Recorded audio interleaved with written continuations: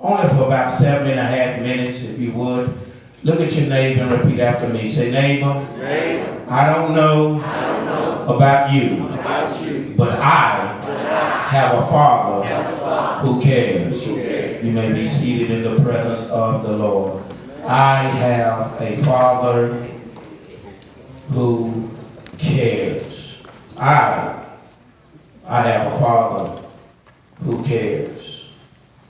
The story was once told of a young man whom growing up had to deal with the dysfunctions and abnormalities of life as it was, simply because of the lack of a father figure in his household. In this, his mother did the best that she could in what she had upon raising him, in spite of the fact of simply not knowing the truth about his father or his father's whereabouts. Stay with me, I'm building. As life began to go on and grow on, every Father's Day until this young man reached the age of 18, he would save something or put up something that was a reminder of his life of 18 years without the presence of a father. And upon this, he came to the conclusion that all the stuff that he had to experience being raised in a single-parent home was just the beginning of where life would carry him. And as he began to set out on a mission to further his education, he gathered all of the things that he had put together since age of one, of every Father's Day, that he had to go out in the presence of being alone with nothing but his mother, but he saved something every Father's Day that would give him a reminder of what it was to have, to grow up without the presence of a father in the home. So when he turned 18, he gathered, Martrice, all of his Father's Day memorabilia that he saved over the years, and he gave them to his mother. And in this, Rashawn, when he turned 18, he said and he found out that even though he lacked the signs of a physical father, he was able to get over the bad memories because of the presence of a spiritual father. And I don't know who I'm talking to in this house on this Sunday morning, but if there's at least some living witness that can be excited enough to share with somebody, you know what, my father may not have been all that he should have been, but I'm excited in this house on this Sunday morning to be able to get on my feet and give God some praise, because I understand what it is to have a father who cares. Nudge your neighbor and tell your neighbor, I have a father. I have a father who cares. And I don't know who I'm talking to on this Father's Day who's battling with some issues and some obstacles because of the bad taste or leftovers that maybe was set in front of you. But I say to you on this day, if you are having some hang-ups, if you are having some issues because of maybe feeling some way or one another about a father or a dad was not there, let me deposit in your spirit on this Sunday morning, let it go. Amen. Let it go. Back in the day, the old folk used to say, Elijah Wan, you can't miss what you never had.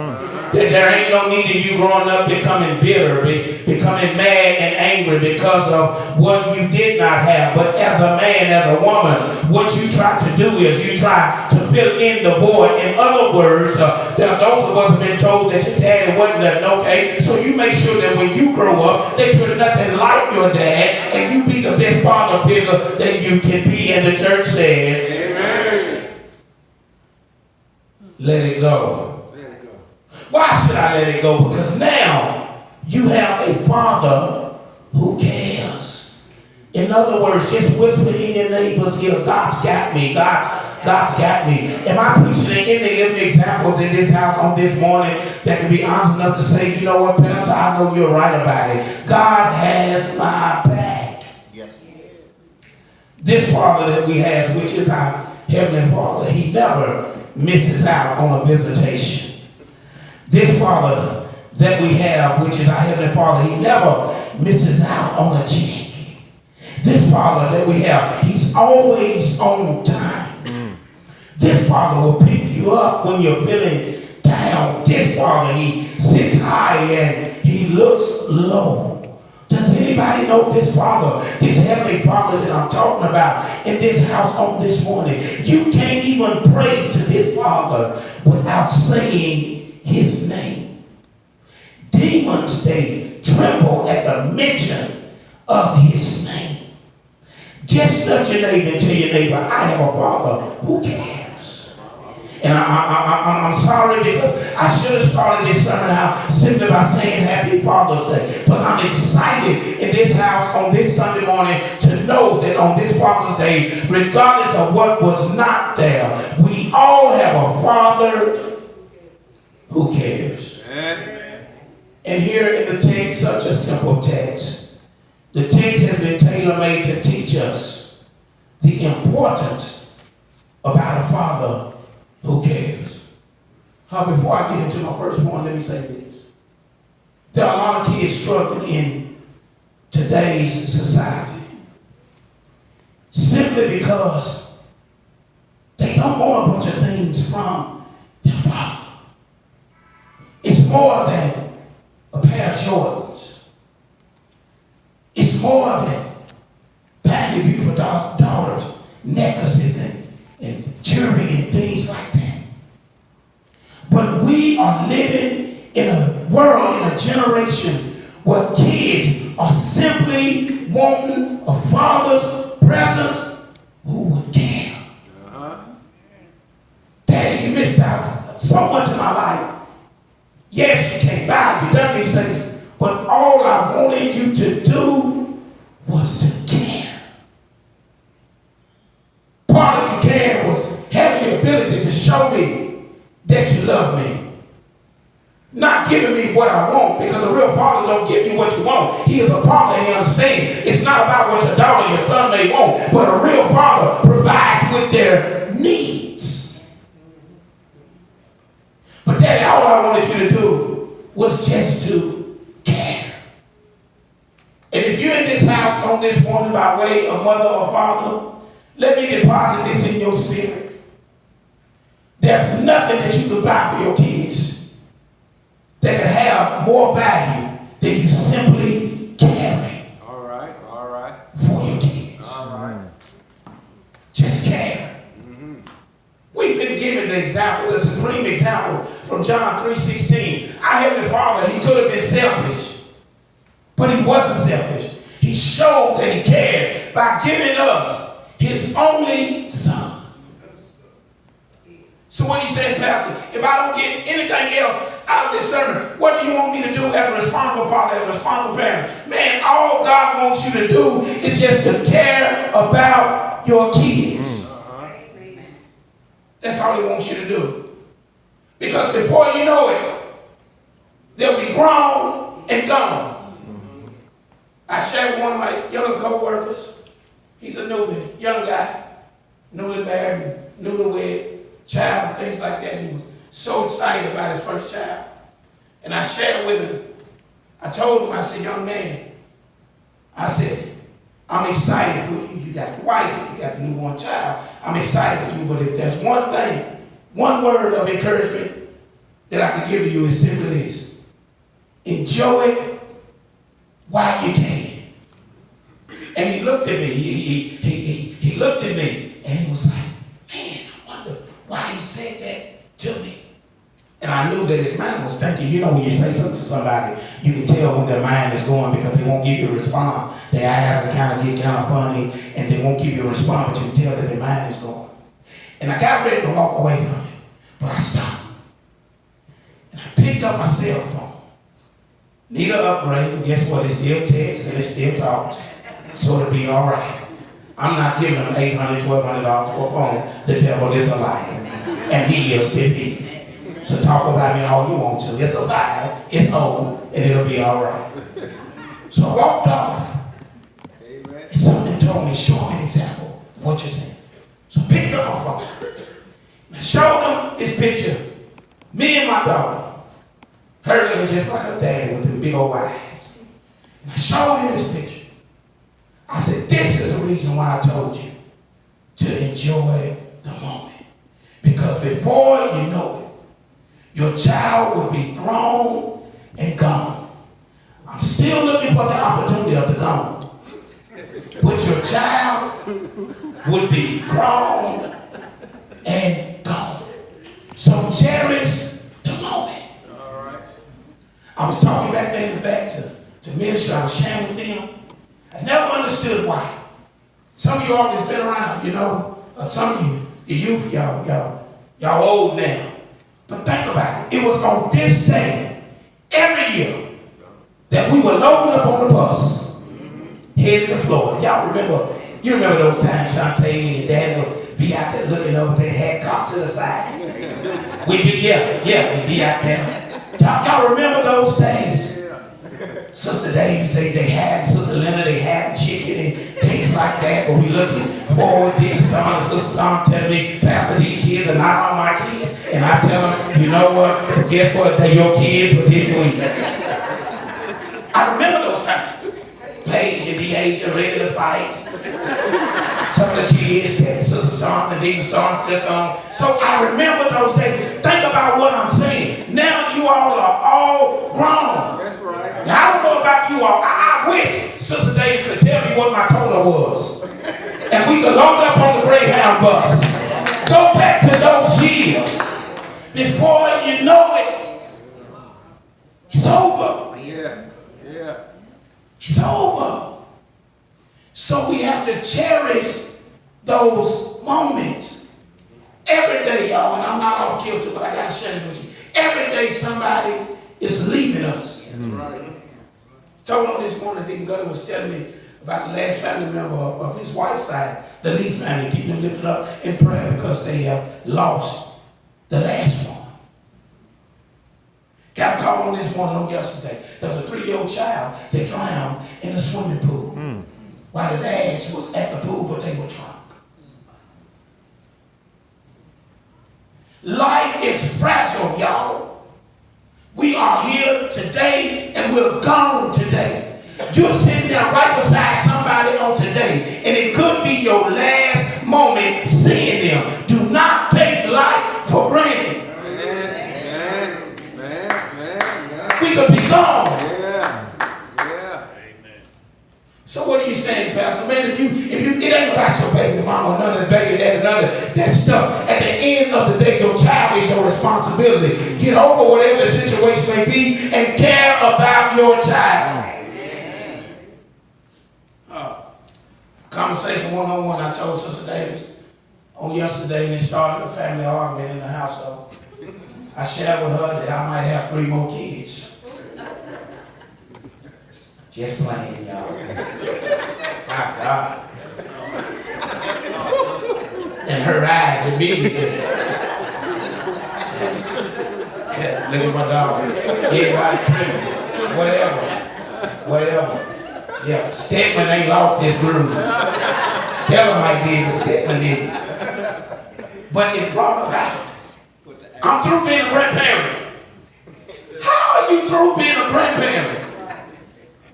And the church says, but needless to say, that was my dad, Rashawn. He said, it don't matter to me, son. He said, if you want to have 2 more, you can have 2 more. I'll watch 2, but not 3.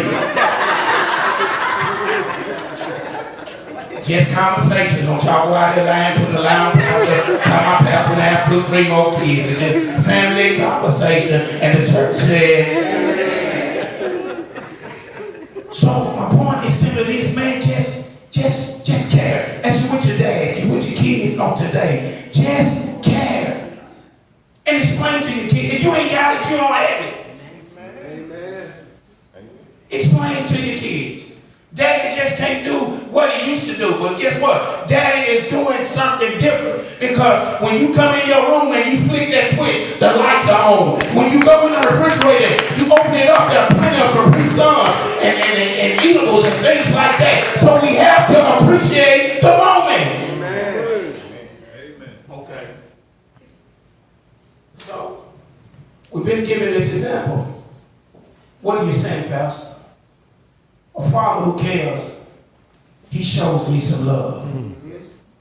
That's what our Heavenly Father did by giving us his son. A father who cares, he shows me some love. Oftentimes, those of us that can be honest enough to say we've had situations that happen in our homes. And one thing that I used to share in my household, when we had a situation, was simply this: we'll get through it. We'll get through it. And I tried to build a tough young lady. There was situations where I would share with her, we have to tough it out. Because after you get through crying, you still got an issue. So we'll get through it, and we have to tough it out. But Father, he shows me some love. Here it is. Anybody can be in love. Love is a strong word. It's so strong, y'all, that it's not to be played with. There's a difference between being in light and not in love.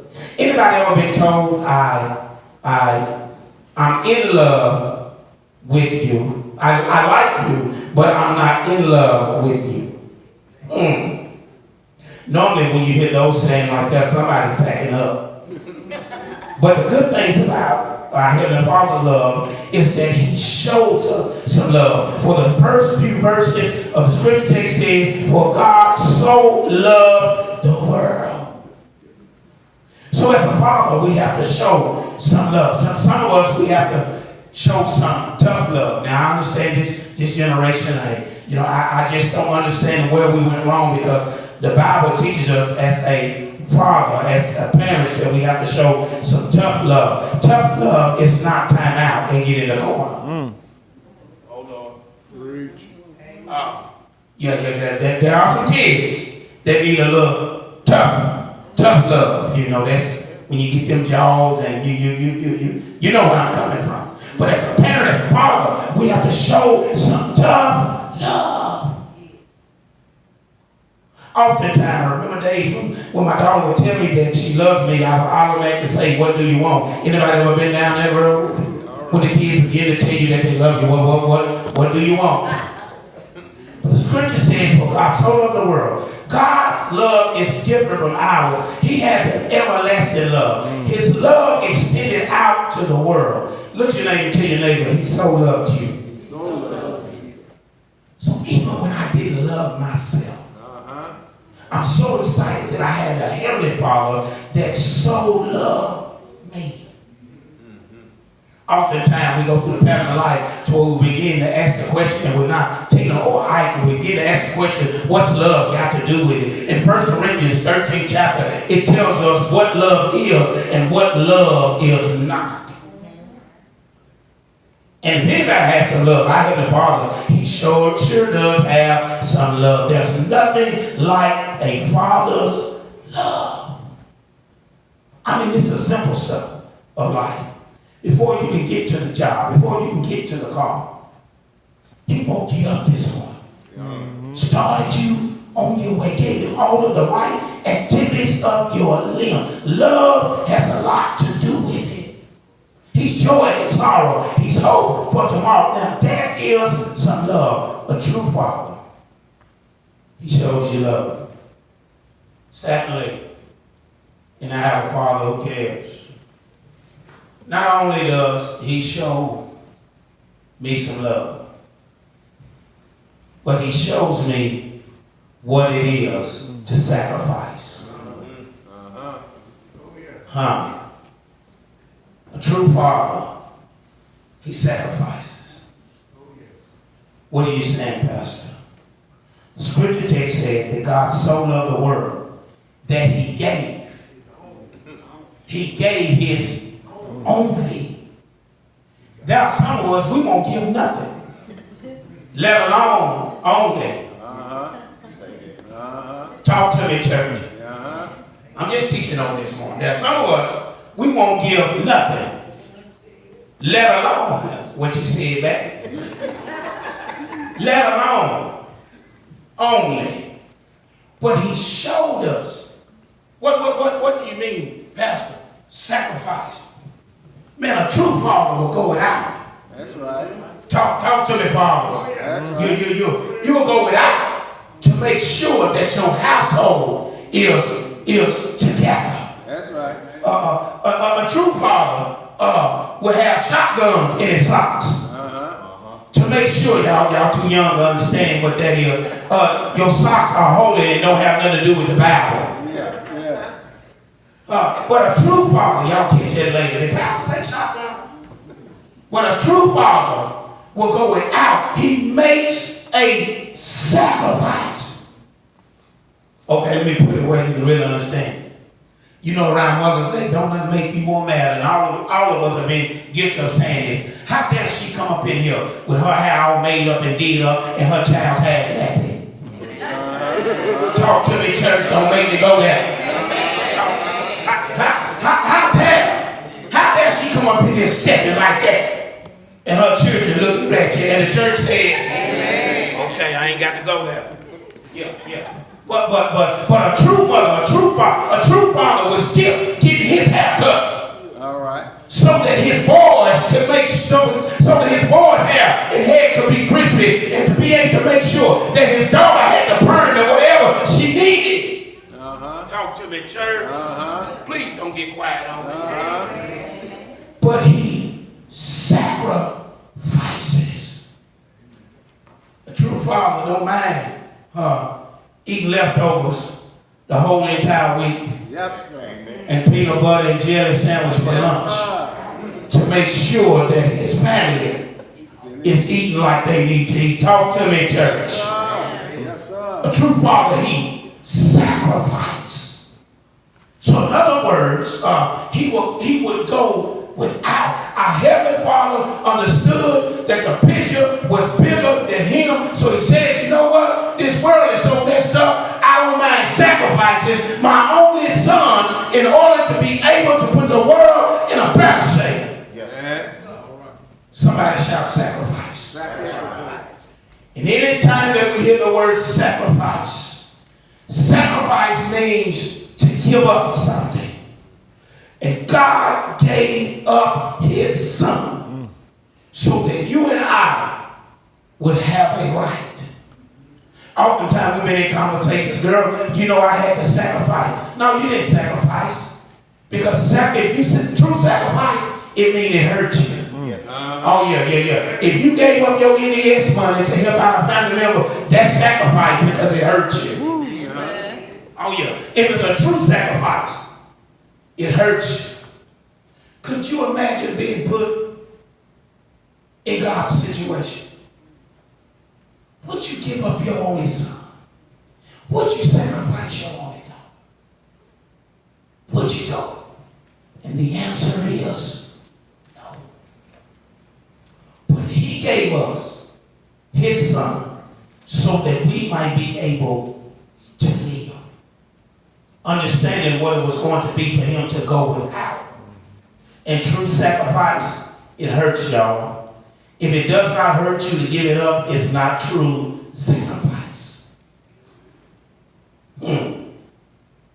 Part of being a father is he gave his gift so that we didn't have to go without. But the end part of the verse says this: should not perish, but have everlasting life. You know what that tells me as your pastor? Each and every one of us, we were worth his sacrifice. After God showing his love, he made the sacrifice. And I don't know about you all, but I'm so glad that he cares for me. Somebody says, Pastor, how do you know that he cares for you? Well, I know because of a personal experience. He walks with me, he talks with me, he tells me that I'm his own. He sacrificed. Every time I feel down, every time I get down, he brings me right back up. Yes. Every time I want to give up, every time I want to throw in the towel, he tells me to go back and get the towel. Every time I look down, he picks me up. But I thank him for being my Heavenly Father. And I thank him for that sacrifice. When you leave out of this church house on this Sunday morning, on this Father's Day, one thing needs to be for certain. That we serve a God that cares for us. And that we serve a God that loves us. I pray that you receive this sermon on this Sunday morning. And if you truly believe that God cares for you and that God loves you, why don't you get on your feet and give God some kind of praise in this place on this Sunday morning?